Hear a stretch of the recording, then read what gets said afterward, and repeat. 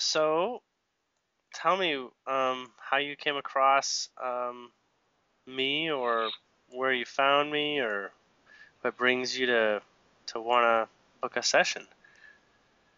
Okay, a friend of mine, Patricia, recently had a session with you, Okay. and she sent it to me to listen to, and I really enjoyed it. And Oh. so I thought, oh yeah, I'm definitely going to get one too. And so I'm really interested in sort of seeing if we can find out what guides are working with me and Uh-huh. stuff like that, or whatever comes up, comes up. I don't mind. Sure. Well, do you do you mind just giving me a moment, and I'm going to see what comes without you telling me much, and then Sure. maybe we'll have an angle to have a conversation on. Okay.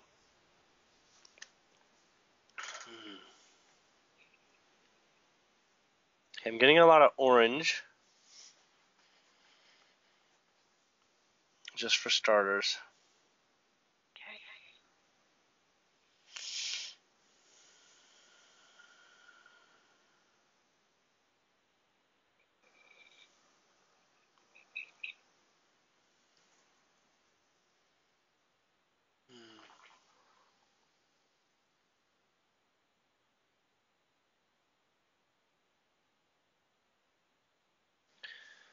Um, okay, so I'm getting not necessarily messages from guides, so much as a strong reading is coming from your field, from your Okay. energy centers. I don't know if how well or familiar you are with the different chakras, Yes, yeah, I am quite familiar. Yeah. and do you do healings or anything like that? Me do healings on other people or get healings? Do you get healings, and do you know the I state of have your own done system? before. Yeah, Okay. I have had it before. Yeah. So I'm getting that there are pinches on the orange energy. Okay. Um,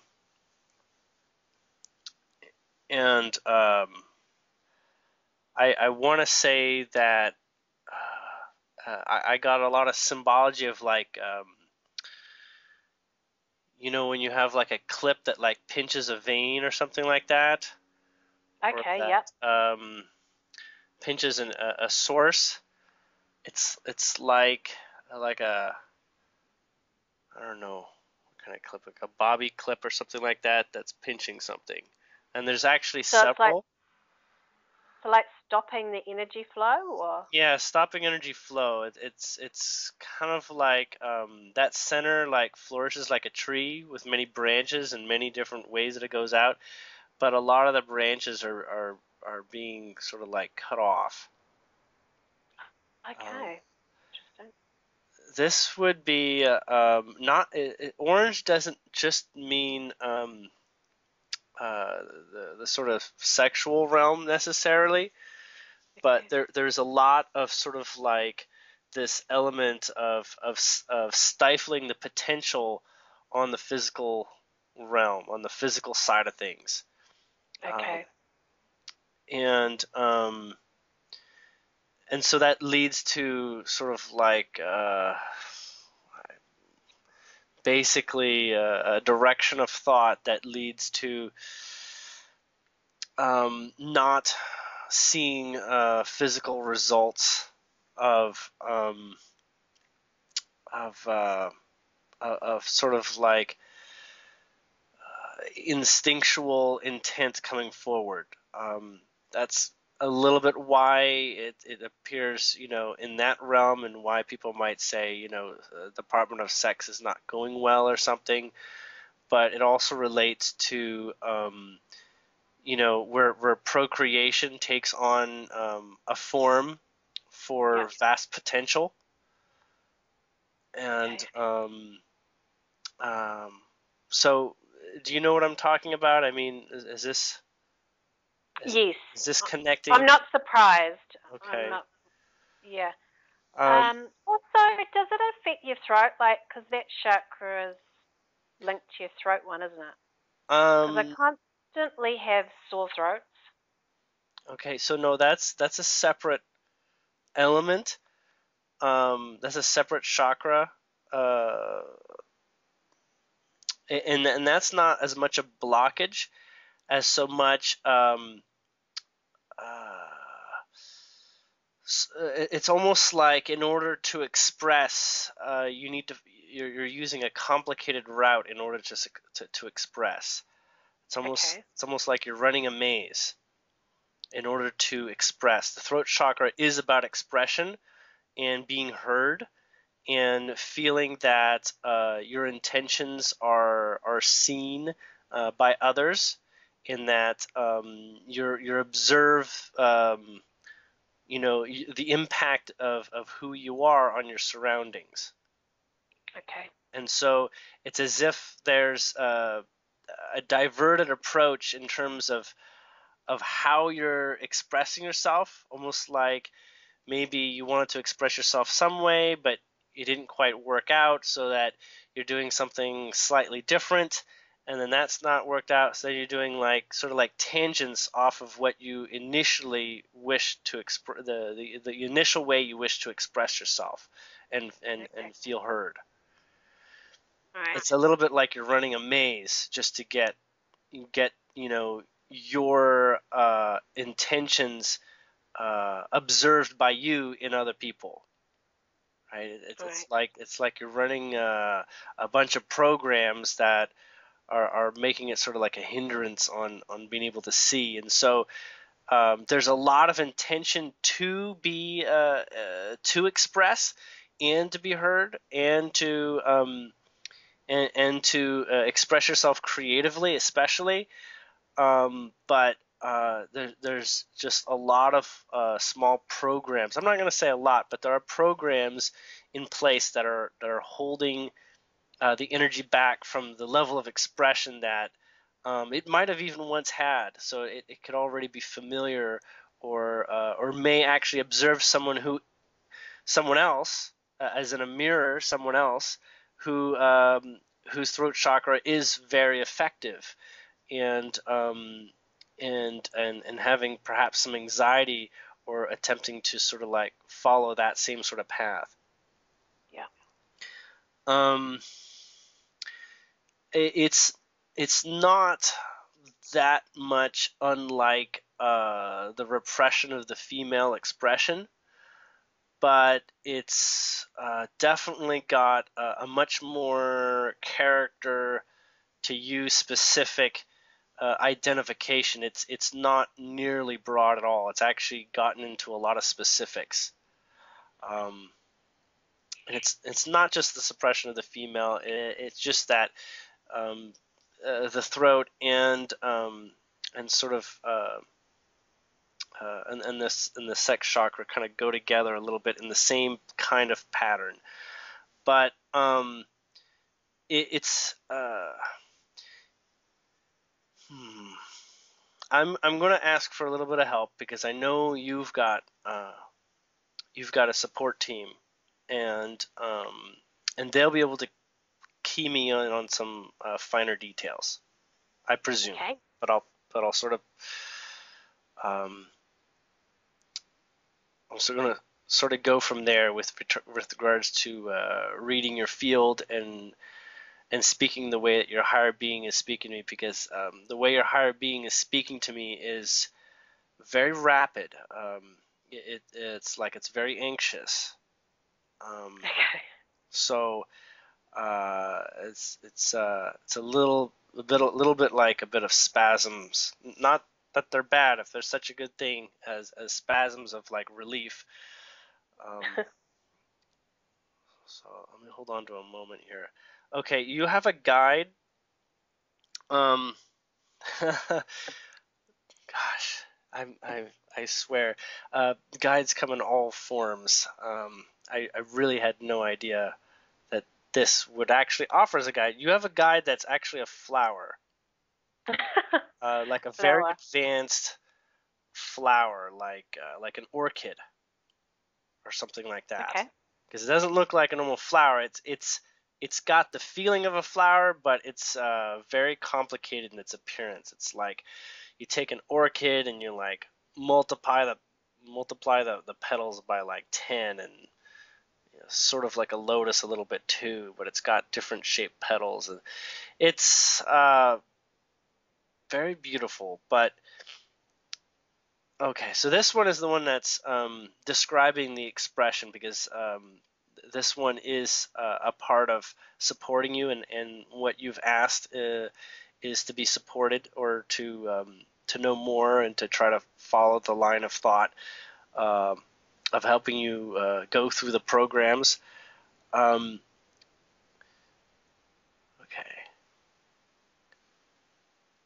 all right.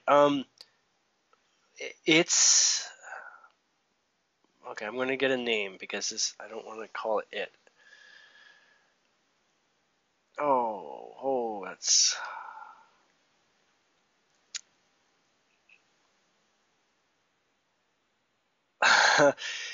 I can't quite. I can kind of make it out. It sounds something like chandelabra. Okay. Um, that's close enough. I'm getting, and that's already a word of like something that like holds candles or something. Okay. Um, Chandelabra or candelabra or something. Um, so I asked for something I can refer to it really quickly, and it gives me a hard to say one, but it's okay. Um,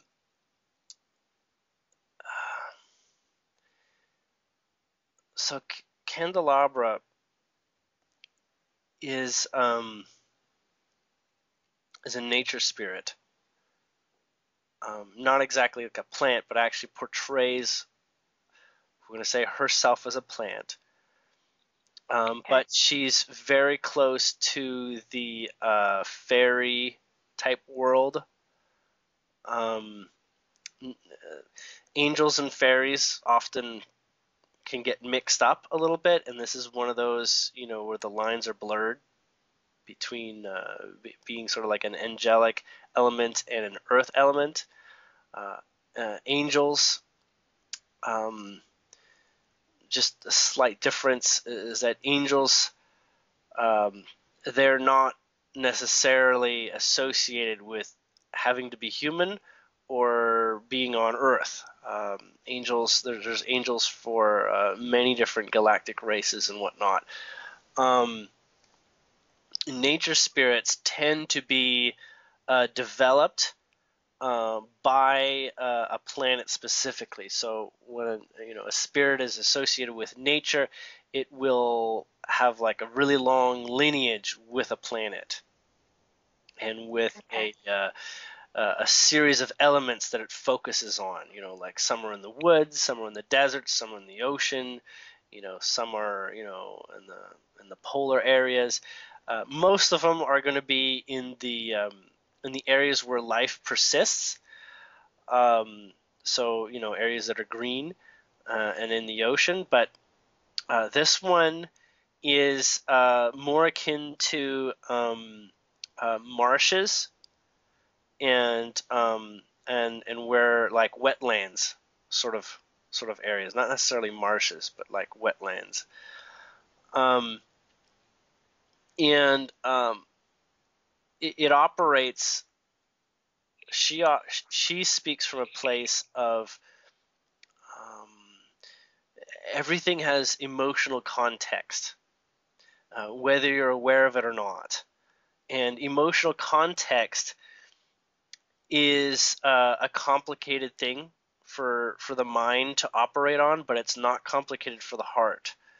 The heart simply understands it as a valve of this feels better, and this feels like it's being cut off. Um, and Chandelabra is in a position to help you feel your words and your expression more, because there's data beyond the logical meaning of your actions.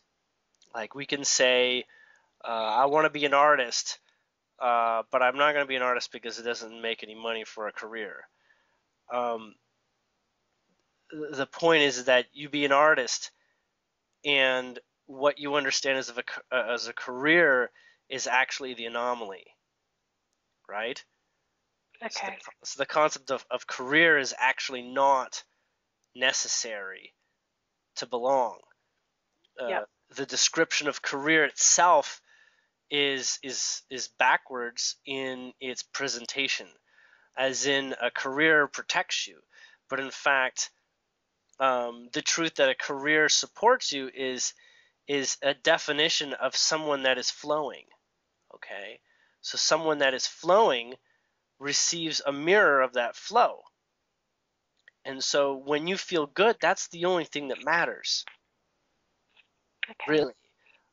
If you don't like your career, or you don't like what you're doing, or if you don't like what you're saying, at any point there really is no reason to persist in that direction, except to try to understand what you might be repeating.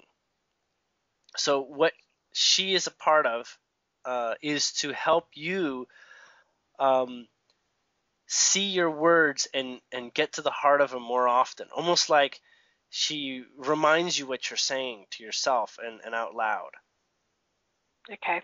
Have you noticed that?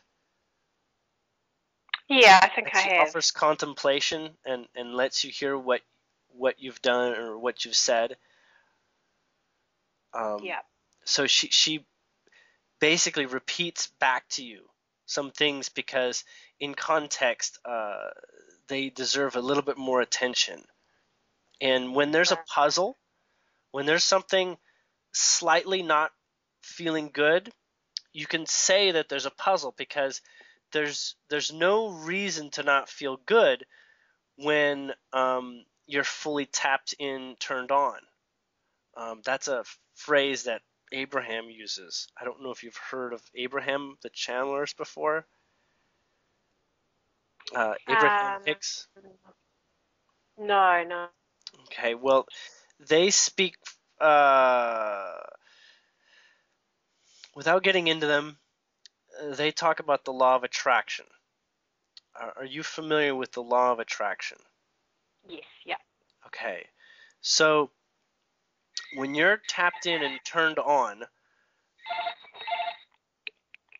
Sorry, okay, just ignore that. Okay. Yeah, carry on. I'll just ignore it. well, uh, there's ignoring that, but that sounds like you. It is me. It's my answer phone. Okay, so there is a place where you're exhilarated, you're in joy, and you know how that works. Like you feel good, things are going well, things are spontaneous, you know, great ideas come through. Okay, that's obvious. It's when you start getting into like the doldrums, where you're not sure exactly, if this is the right thing to do or the wrong thing to do, or what's the best thing I can do right now, and it doesn't feel exciting, and so there's like a lack of feeling like there's energy here, and a lot of the times you're in a position where you're looking at something that has both positive context and negative context at the same time. Sort of like, I don't really want to do this because my heart's not all in it. I mean, I do want to do it for this reason, but I don't want to do it for this reason, right? Yep. Yep. And identifying the place where you don't want to do it is what we're not encouraged in life to do very much of. And observing it doesn't mean that in the law of attraction, oh, I'm focusing on the problem or whatever, I'm going to get the problem. It's only when you add emotion to it. You see, when you see a child crying, and you want to help it out, you don't start crying with the child, because that's just going to make it worse. It's not in a position of neutrality with the child. So uh, before you go in and you observe something that is perhaps something that is not something you agree with, or you feel that you should agree with it but you don't, like your heart's not in it, and you want to know why, you go in and first you give yourself the place of peace, to observe it in neutrality. Because if you look at something and you get all worked up about it, you say, oh my god, whatever, then you're adding emotion. But it's actually not emotion. You're actually pinching off emotion. The discomfort is actually just you're cutting off more flow. You're cutting off, and eventually what happens at any point where you feel uncomfortable long enough, you get fed up and you just shut down, because your energy is depleted to the point where you're just not going to go any further, right? Yeah. And so the idea is to not do that, but to actually operate in joy, where there's energy always coming in. There's always a good reason to feel good. There's always something spontaneous around the corner to be excited about. And so when you observe something that you feel there might be something mucky or something not quite right or whatever, and you don't want to quickly judge it, that's where you walk in, with a degree of peace and neutrality, and without judging it, too quickly, and just allow it. Just say, this is what it is, and I'm not making it worse, but I am holding it in my awareness, because if I hold it steady, I can start to, I'm not freaking out about it, but I'm just, starting to try to understand where this is coming from. It's like trying to calm a crying, child that's sort of lost it. It's not going to happen by you freaking out. You Okay. got to hold that place of observing it in a neutral stance, and from the place that, at least that I speak from, um, there is value in absolutely everything. Nothing is actually a problem. There's only what your heart is going to give energy to, and what your heart is not going to give energy to. And the mind oftentimes is guided into a world where it's agreeing to things that the heart is not. Does that make sense? Definitely. So, and these can be in relationships, because, we say, I want this relationship to work. And so you give up something when honestly, there's no reason for you to agree to pinching something off.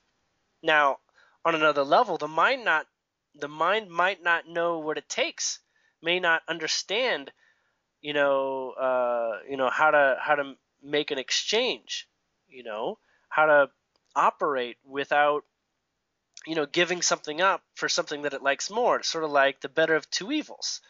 You take the path and you get a bit of crap that comes with it. But all the discomforts actually don't have to be there. They're there because the mind says this is how the way things work. But the way things really work on the energetic spectrum, which is the truth before anything becomes physical, is it's magnetically, energetically attracted. You can get to the heart of what is a strain, or what is less than fun. You see, and Okay. and in those places where things are subtle, like you could say, I neither like nor dislike crab cakes. Okay. On one hand, crab cakes are fatty, but on the other hand, crab cakes are good protein. On the one hand, crabs, they were a living creature. And on the other hand, you know, they're not that conscious of a creature. And on the side where you weigh in on saying, they're fatty, well, actually, fat is good. from one perspective, another part of you says fat is not good. But in fact, everything's good. It's only that your mind has been in a position to be trained into fat is an issue. But in fact, fat is a natural part of life's diet. We gain weight from fat when we actually believe there's an issue with fat, and when we resist, when we feel compulsed to have fat and we eat it anyways because our body's asking and we like it, but we resist it. So in fact, it creates blockages, and so the digestion of the fat doesn't happen naturally and not well, and so we Okay, that's gain weight. interesting. But it's actually the mind's issue with calling fat bad that creates the weight gain. Ah. Does that make sense? Yeah, totally. So there's a lot of Totally. like misnomers about all these things that we consider, when really it always comes down to how you feel. Okay, I've got you back. So I don't remember exactly where I left off. I can hear you. Can you hear me fine? Yeah, I can hear you. Yeah. Okay.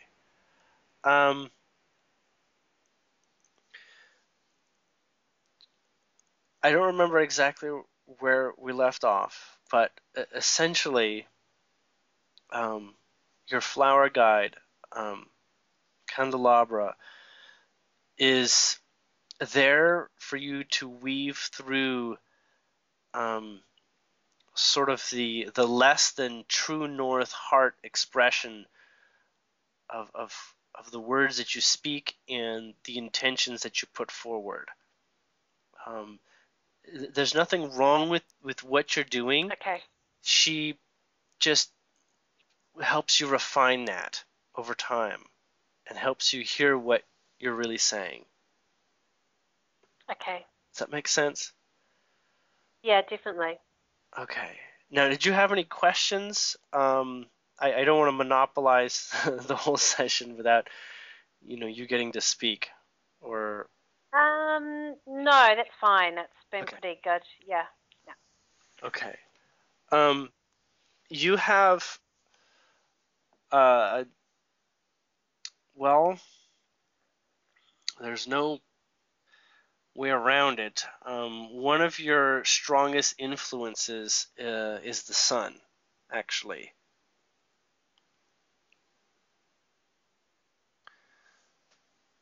You still there?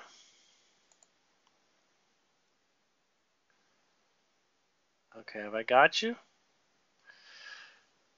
Yeah, it keeps cutting.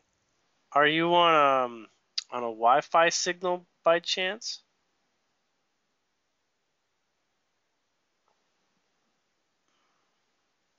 I'm thinking you must be on a portable device. Yeah, I'm on a cell phone. I see. Um, so the sun is actually um, is there because it offers probably the most comforting energy. Gaia is very comforting, but the sun offers this sort of visceral direction, sort of like a little bit of butt kicking. Okay. And so there has been some. I'm getting there's been some strong challenges to your ego um, in the last couple months, and the sun is kind of the one that for, forgive the symbology here, but is the one that gets you up in the morning. Okay. All right, it's the one Yeah. that says, it's like your personal trainer, saying you got this. It's kind of the one that keep pushing you forward, saying, you asked to be on this planet, and you asked to be you, and you've forgotten just how long you've awaited this opportunity, in this place and time. Basically, you're at the top of your class, so you get to be here. Okay. And it's not just the getting to be here; it's a privilege, and everyone, with regards to everybody, I mean, people, they may not show it in their minds and in their egos and in their grounded 3D perspective of life, but everybody's happy that everyone's here, even the bad guys, quote unquote. Yeah. Yeah. Everybody's happy that everybody showed up for the game, and this game is saying, and it's not even just a game. It's really sort of like a large universal challenge of saying, hey, let's huddle up here and let's make this the best thing ever.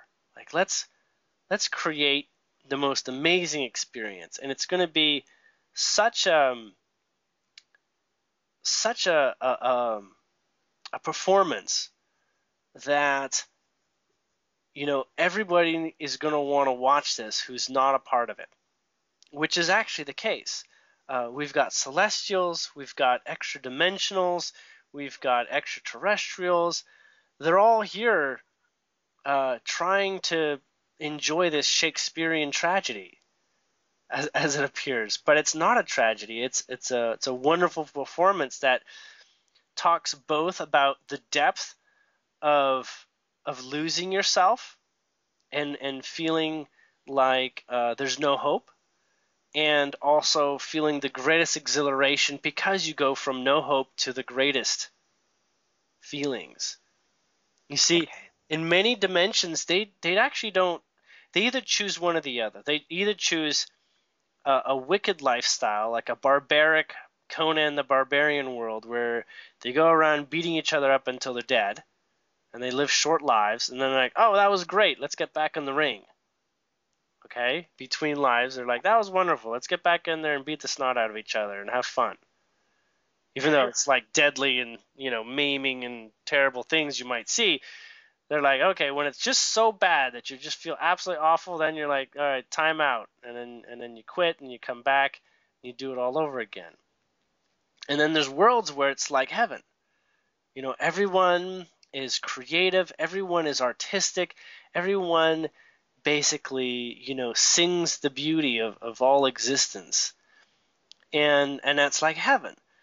But where we are, we have both those extremes in our place. So we actually run from one end of the field all the way to the other. And we have that opportunity. And it's like the incredible momentum you get out of a journey like that launches you, 10 times higher than heaven.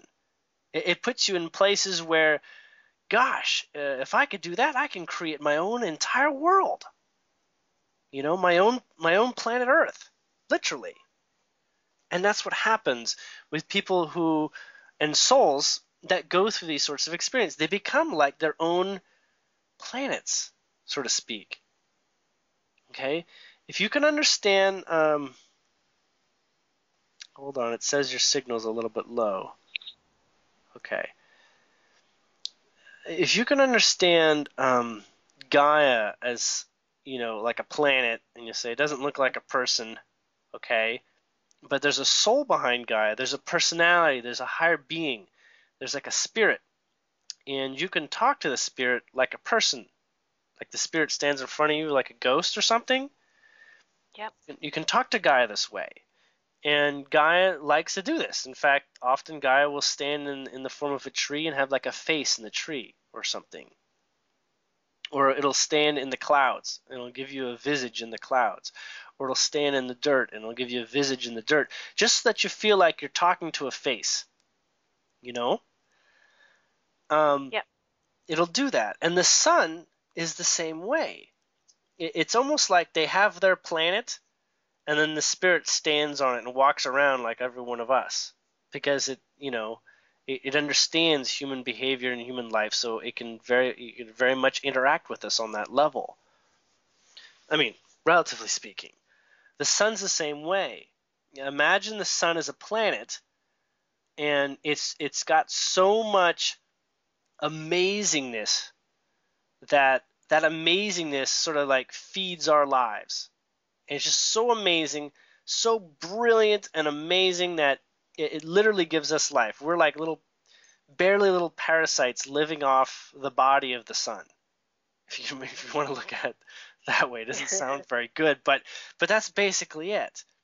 Like we're living off the fundamental energy that it gives off that is full potential. Light is a form where where potential takes on form called light, and light is then digested by different mechanisms and forms the human body and forms the plant kingdom too.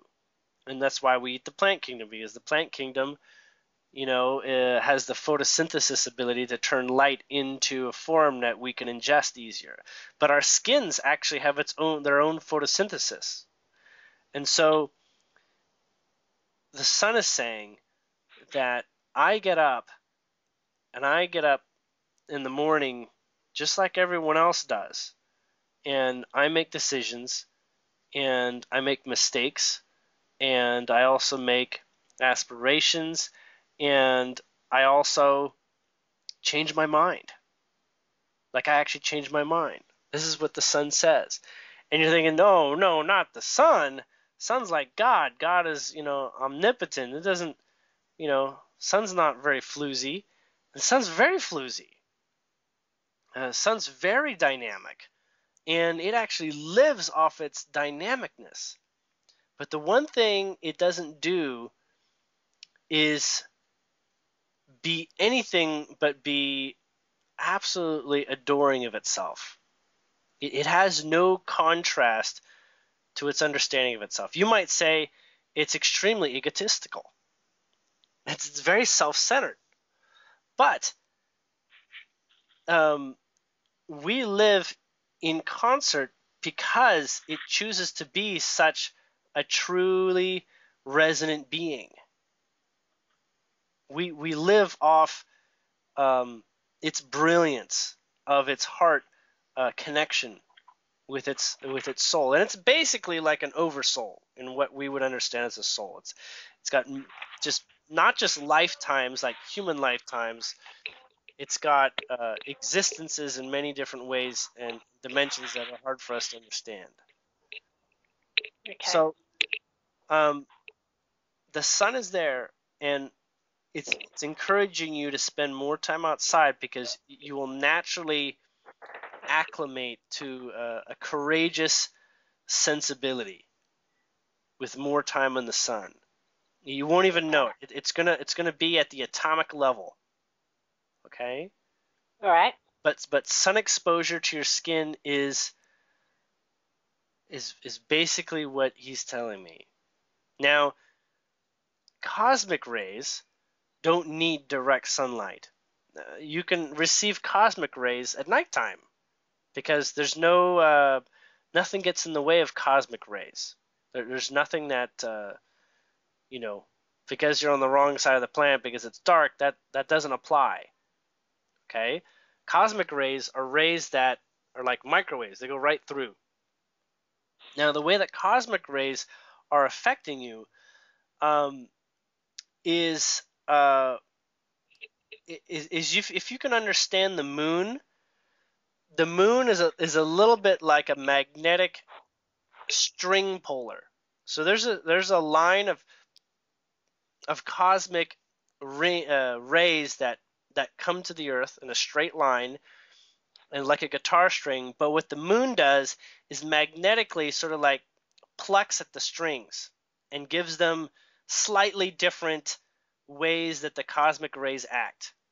And with the reflection of the moon, that's how it does it. So it adds it's like a second sun, but an angle on the sun, like another extra mirror element.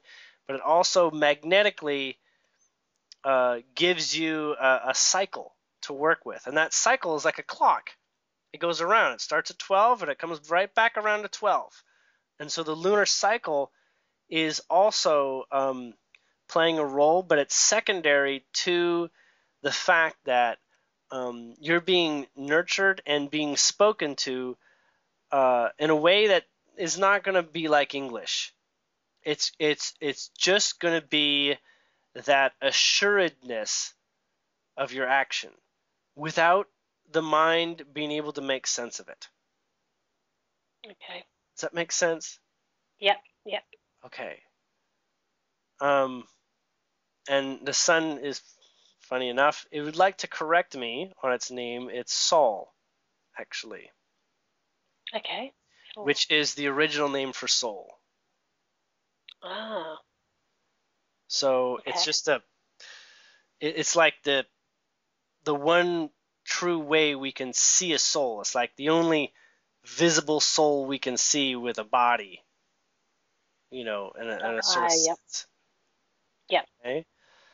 Um, you have another guide that's maybe not as exciting as the sun or the orchid, um, but he is letting me know that he said, oh, he's a character. Hold on a moment.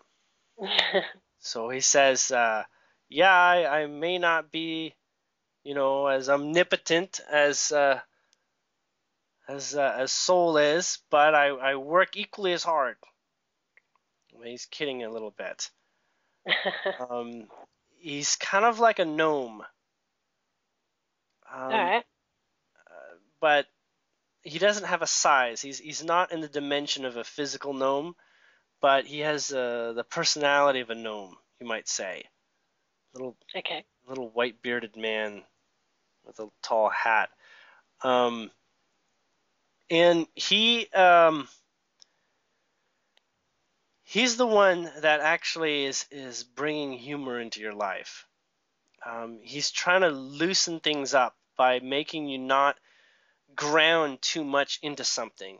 Humor is essentially a disarming tool, and the disarming occurs for the purpose of hold on for the purpose of taking things not so seriously, especially about serious things, um, because when it's serious, it's another way of saying it's uncomfortable, but you should learn to deal with it.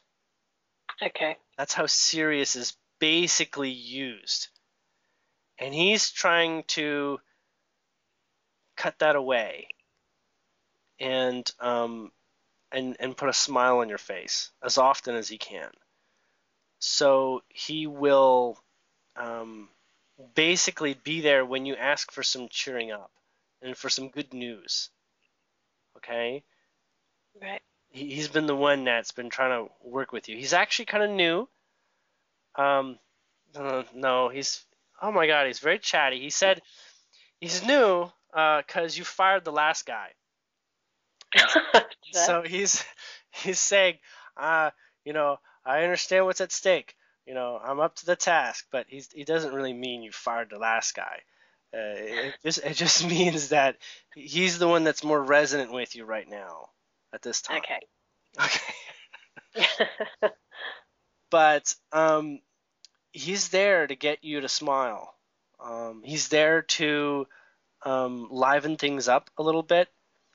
Um, although he is known to add alcohol to an occasion to lighten things up, he can promote a drunkenness without alcohol.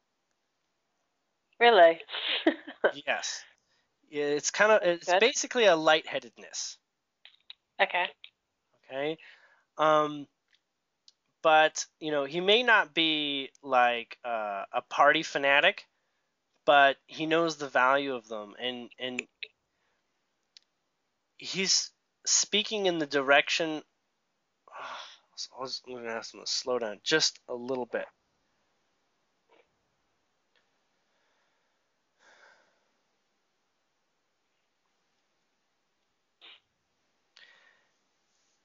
He's recommending that you ingest more comedy.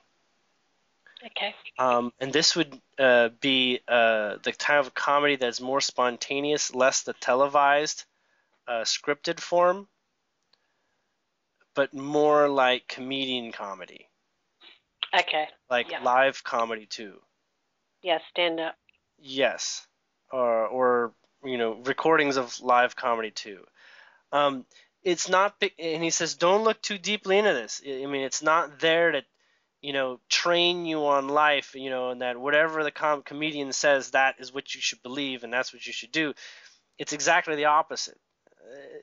The comedian is there to sort of like pull the tight strings, apart and to loosen them up. And it's not that you have to believe what he's saying because he's really making things paradoxical. That's what's so funny is you turn things against themselves. You speak in the exact opposite of something, and yet you twist it in such a way that it kind of makes sense, Okay. right? So yes, they pull the 3D world in directions that they're not supposed to. But all you need is a little bit of that to get rolling on this concept that yeah, things really aren't exactly what they seem, and that there's a lot of room for improvement. Let's just say that. Okay. Yeah. And there's, just so you know, the room for improvement is infinite. So there's no getting there. Okay, there's only observe this moment in progress. Okay, Yeah. and that's why they say be in the moment, because uh, you have the most energy in this moment. By projecting into the future and remembering the past, the mind can give those definitions. Like if the mind doesn't want to go into a future because it doesn't believe it and it doesn't want you to go into a future that you adore or would wish to have, your mind can sabotage you. And your mind Yeah. can take a memory that was joyful and put a bad spin on it. But in the very moment, your mind does not is not such a quick calculator that in this very moment, sans projection of future and remembrance of past, your mind does not have that much power with being present in this moment in time. Okay, Okay. Yeah. so you be in that present moment in time when you're observing something that would hinder you from feeling joyful. Okay, or that Yeah. stands in the way of feeling joyful. Now, I know we had a couple interruptions, but I do have a session coming up next. I do want to make Okay. sure if you have any questions that you get a chance. So, No, I'm pretty good. No, it was good.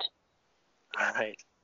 Um, this is gonna it's odd, but this is one dietary recommendation, and that is to drink fresh squeezed orange juice every day. Orange juice. Okay. A glass of fresh squeezed orange juice squeezed by yourself. You can use a machine, Okay. but it cannot be store bought. All Okay, right. this will work with the absence of that other energy, that orange chakra energy. Okay. Okay, and when you have a degree of that energy flowing and pulsing and pushing, you can kind of like push through some blockages just by giving it a lot of energy and attention. It can be uncomfortable, but um, in many ways there'll be progress with regards to um, things perhaps finally being addressed. Now, they only get addressed when you're capable of handling them. Okay. Okay? So know that nothing shows up that you can't handle. All right. There's absolutely nothing that you can't handle. And there's nothing that can kill you either, for that matter. It's a similar vein of thought. Nothing can kill you. Okay? It's only when you change your mind and say, oh, wait. I don't like this now. Okay? I don't like, and the mind fights back, and the mind says, no. I changed my mind. I don't like this. Time out. This is uncomfortable. That's your opportunity to soothe the mind and say, look, there's some value getting beyond this. And, one of the tools that helps a lot with working with the mind, and this is, the mind hates this word. It hates it and loves it at the same time because it's one of the biggest momentum shifters that you can use, and it's so simple. And it's forgiveness. Okay. And forgiveness is not about the other person. When you're forgiving someone, you're actually forgiving yourself. You're doing this service for yourself. I mean, it sounds selfish, but actually letting go of something that is a bother with someone else or with something within yourself, but forgiving yourself is that really it's one of the fastest ways to let go of a discordant vibrational attraction. Okay? Yeah. So take note of that. And by the way, your third guide's name was Zimmer. Zimmer. Yes. Okay. And he's odd. He was going to say, yeah, and our contract is going to be up in about 3 months, so I'm on the clock. But in fact, he says, no, no, it's not true. It's open-ended duration. There is no deadline. Okay. Okay. So, all right. Well, it's been wonderful speaking with you today. Thank you very much. It was awesome. Thank you. And take care. All right. Thanks. All right. Good night.